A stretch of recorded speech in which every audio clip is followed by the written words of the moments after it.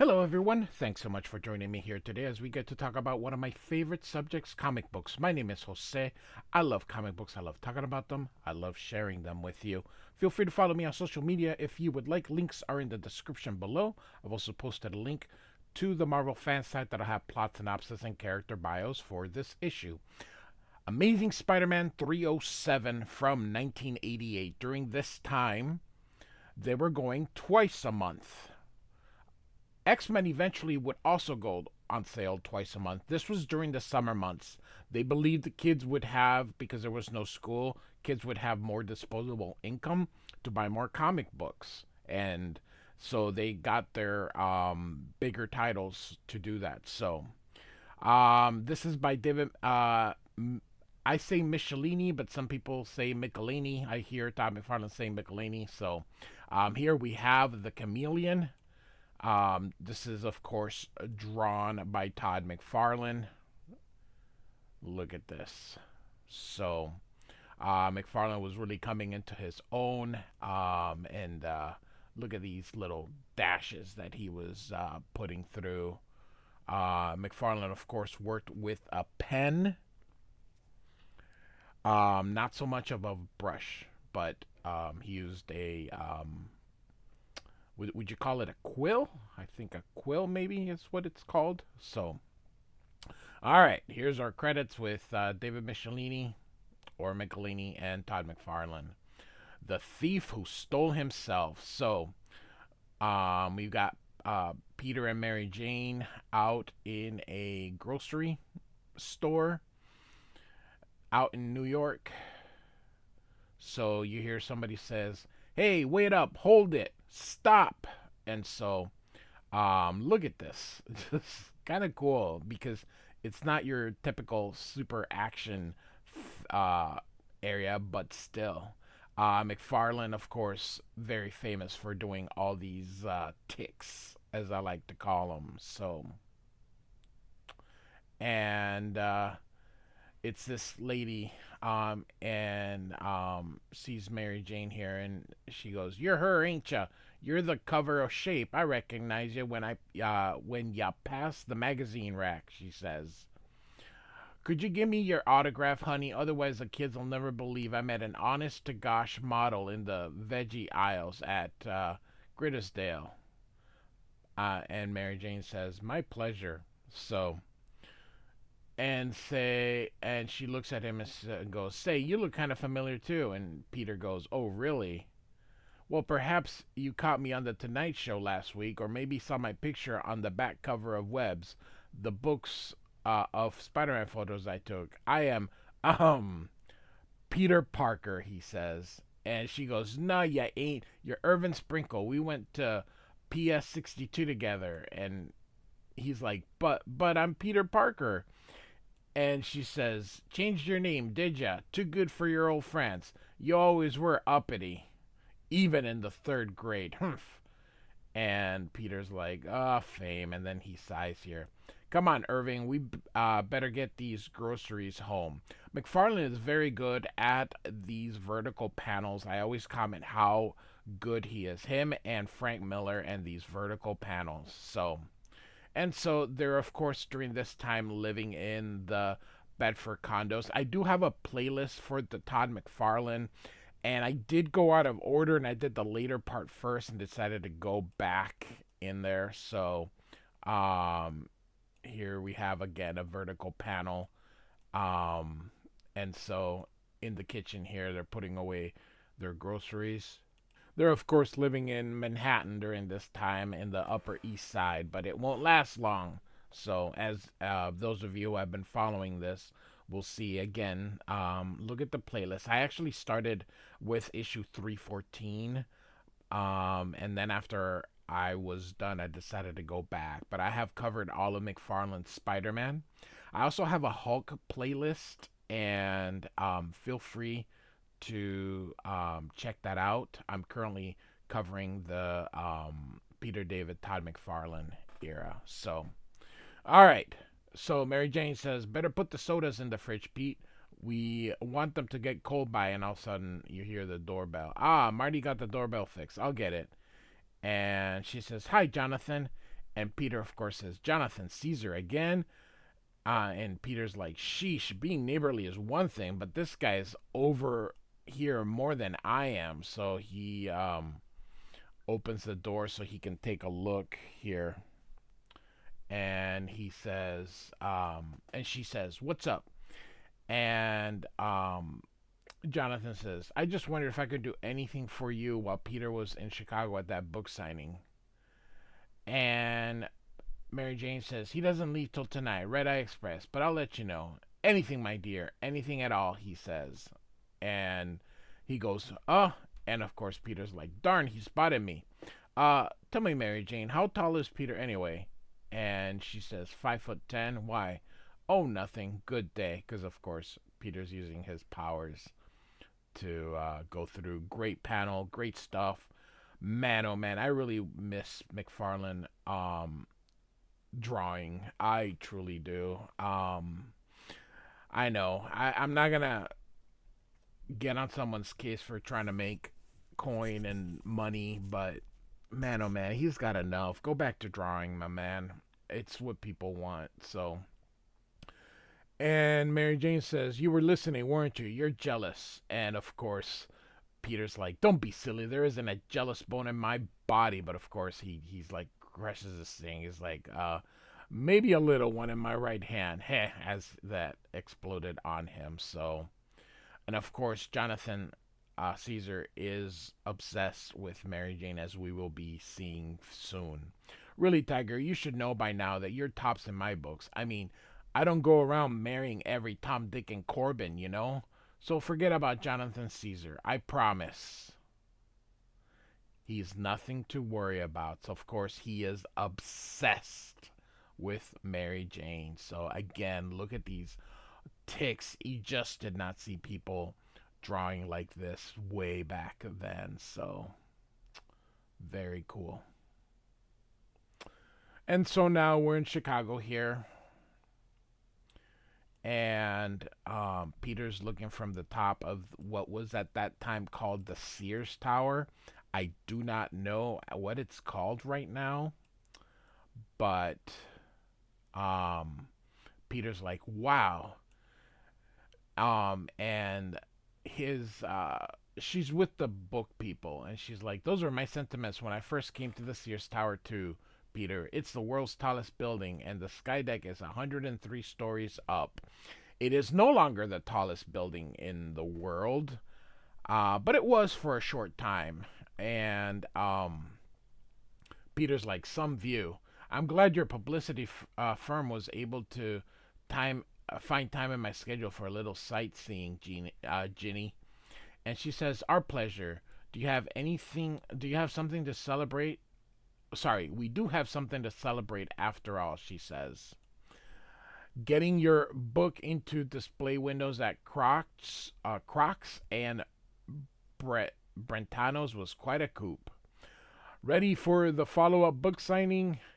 And Peter says, lead on, Miss Edward. I'm always ready to meet my adoring public, he says. So, I really think McFarlane is so clever with the way he cartoons. And he is a cartoonist. I truly mean that. Other people, perhaps not, but look at the way he composed. I mean, this is cartooning. So... And this lady says, I'd like you to sign it to my darling Gloria. Love and kisses, Petey. And this, just for a lark, okay? Pretty please. And he's like, right. There you go. Next. So he's signing the book. I'm your number one fan, Mr. Parkhurst. I read all your books. Could you sign with my special pen? I get all my autographs in gold ink. And he says, I'd be glad to. And suddenly, oop, and he it just goes everywhere. And he's like, you pressed too hard, you ruined it. I sacked fries for a month to buy that stupid book, and now you've and she's like, the lady's like, please sir, accept this replacement copy courtesy of Wilton Brook Publishers. Okay, good thing I carry a spare gold pen. And of course Peter's like, ugh, my adoring public. So we're elsewhere in Chicago still. So this whole story does take place, or the rest of this issue with Spider-Man will take place in Chicago here. And it says here the offices of William Duquesne. And he goes, "I'll be leaving now, Miss Keller." And she says, "Yes, sir." And she thinks here, "I don't get it. Mr. Duquesne's been canceling appointments, taking off early, seeing people linked to organized crime. It's almost like he's turned into somebody else." And so, inside a limousine here, "Yes, sir. The tapes you wanted are right next to the wet bar. Excellent, Albert. Good job." So he's watching these.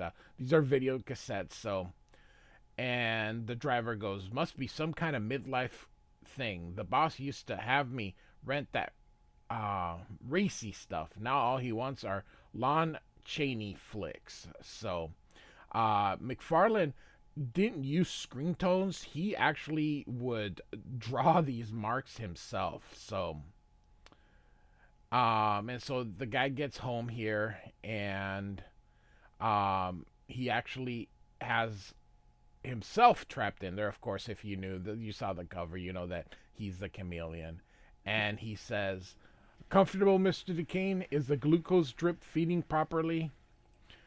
And he mumbles here, and he's like, "Good. I'm afraid I still require the respectability and contacts your identity provides," he says. "But I promise to give it back when I'm through." And he thinks here, however, says, "There's nothing more I can do until tomorrow." He's going to play a video cassette. "I might as well relax, and relax in a manner that only the Chameleon can." So, and during this time, I believe he had had some surgery so that he could manipulate his face. So it's odd though that I should need to relax, and that I would still have so far to go before reaching my ultimate goal, especially when you consider how far I've come, he thinks. So here we're going to get a bit of his origin here.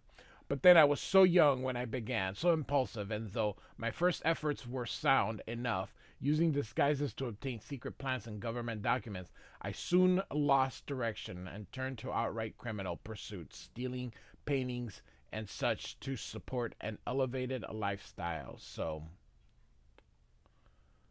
"I even laid my hatred of Spider-Man blind me, put me in unnecessary danger out of some silly macho urge for revenge."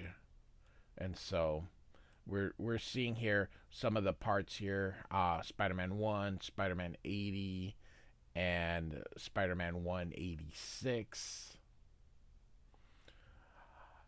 And so you see here he's changing his face again.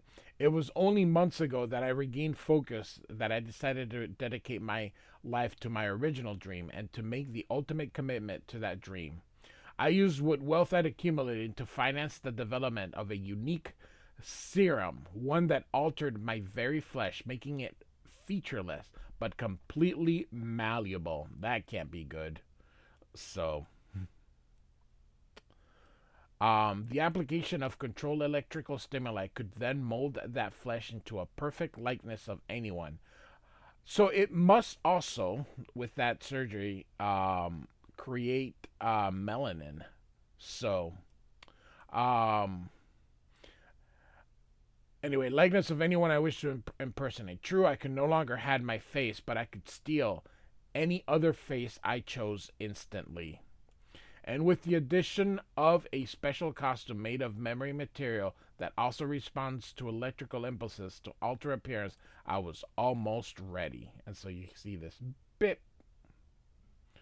The belt touch has a computerized belt control system, including mini generator programmed with hundreds of facial patterns, and a video scanner that allows me to add any face I see to my repertoire. I now have the power, the purpose, and the mobility to bring about a long delayed destiny. So he's switching to another film here. The utter destruction, politically, economically, and strategically, of the United States of America. I swore they'd suffer for what they did to me so many years ago, and that payment begins tomorrow. So that's what he's up to. Great panel composition, a big splash page, and then McFarlane just fitting the other stuff in here. Very, there's a reason he was so popular. So, and so now we're in another area here, the Midtown Convention Center, which must be this building here. And so the publicist says, excited, Peter? Not everyone gets named an honorary citizen of Chicago by the mayor himself. We're lucky they wanted to tie the expo with our publicity campaign. And Peter says, I'm more excited about the expo's guest speaker, Dr. Edmund Devicek, is the country's leading expert on superconductivity. The government usually keeps him under lock and key, says Peter. Again, look at that cartooniness. Very cool. And so here we have the Chameleon again. Dr. Debevik is about to begin his lecture, which means it's time for me to go to work. And so he looks at the guard here, does that little beep sound that he presses in here. Now, if those locals I hired are as reliable as I was told they'd be, and so they're looking at their watch too. Okay, boys, we're paid a small fortune to provide a distraction. So let's start distracting. And so shooting. Hey, everyone, hands up. This is a robbery. Call for backup and form a cordon around Dr. Debevik. Don't leave your post unless. And he goes, no, you men handle those terrorists. Shoot to kill. I'll protect Debevik. Captain Turner, I thought you were coordinating things back at headquarters. And he says, I was, but I decided I could be more effective here. And he's got a smile. And look at that. It's shoot to kill, of course. He doesn't want anyone. Hey, assassinate the assassins. So, of course, all the people start running. I love how McFarlane just does the figures, and it works. It works so wonderfully. So, Peter pushes her to safety, and she's concerned about him, but of course, he's gone. And so we actually get our first appearance of Spider-Man in this issue. So we've gone all these pages without Peter, and here we go. And so he changes to Spider-Man, and out he goes. Look at that. McFarlane poses. Just, he would create these amazing poses, just so wonderful. So here we go. Gets rid of this guy. Gets here we've got, of course, his spaghetti webbing as it was described by DeFalco. And so he traps this guy here on the webbing. And so here comes the third guy and is running away. And of course, Spider-Man intercepts him. And look at this. Bam. Just awesome. Awesome stuff. So, of course, this guy goes, where's Zebevik? Captain Turner took him toward the Manus area. And this guy says, that's impossible. I just talked to Turner on the radio. He's still downtown. And so Spider-Man, of course, hears that and says, me thinks I detect a you the rat. And so, of course, the Chameleon puts him in handcuffs here and takes his identity. And he says, with your identity, I can get into your lab, steal your formulas, then distribute them to various foreign powers, he says. So that is his goal. America's edge on superconductivity race will be shattered. Of course, he says, you'll never get away with it. The authorities will find me, perhaps, but will they be able to identify the pieces? And so he hits this little doohickey here. You can see the plick. Again, a little vertical panel here. And of course, Spider-Man comes right through. He says, freeze, hold it right there. And Spider-Man's like, must have hit that door too hard. I'm seeing double. So, Spider-Man, we meet again. Though I suppose it is fitting that you should be part of my triumphs. And he's like, two Debeviks, meet again. Oh no, Chameleon. And the real Debevik says, watch out, young man, he's got a bomb, bomb, bomb. So again, look at the vertical panel, just so awesome. And so he puts a tracker on Chameleon and webs the bomb and then gets in the way here to make sure. Again, look at this wonderful explosion. So this guy goes, "What's going on in here?" And he tells the doctor, "You tell him." And so Spider-Man's gonna go after Chameleon again. Look at this. Look at this. How McFarlane would conduct these panels here. So, or these poses. Very cool. Very cool. And so I don't understand. No matter where I run, what identity I assume, he keeps following me. I lose him for a moment, but then he finds me. How? And so he's slowing down. Now's my chance to. Oh no, that cop thinks I'm an innocent citizen. Stay back. Thanks for your help, officer. But I'd rather have your gun. And so he hits him from behind. You, all of you, into the building with me now. And of course, this guy's like, do what he says, Lucy. And so, look at the movie, Rambo 2, most likely. From the way he tossed that bomb at Dr. Debovic, the Chameleon wouldn't hesitate to kill those hostages. I've got to hold off to think. And so, here he's got these, and he goes, still don't know how the wall crawler keeps following me. Could something be wrong with my disguise, my face? And then he goes, my clothing. And of course, he finds the little doohickey. He's like, well. And he goes, that's all I know, Sergeant. My advice would be, don't shoot. He's letting us go. Let the area clear. Move on. And so they go inside. He goes, nothing except this. He must have found it, realized its purpose, and changed appearance again, and escaped with his own hostages.